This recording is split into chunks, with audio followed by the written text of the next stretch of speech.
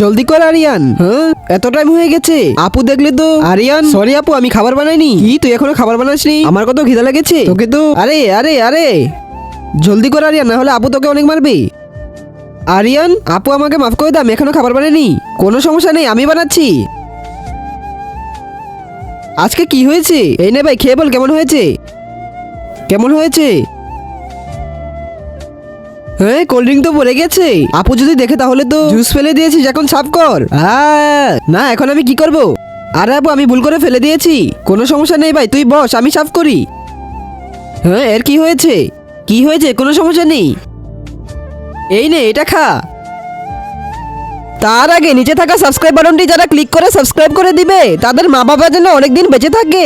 আর কেউ যদি ভিডিওটি লাইক করে দেয়, তাহলে তার মনের আশা পূরণ হয়ে যাবে। আমি মন থেকে দোয়া করে দিলাম। আপুর টাকাগুলো নিয়ে নেই। হ্যাঁ আপু, আমি শুধু এই টাকাগুলো গুনছিলাম। এই নে।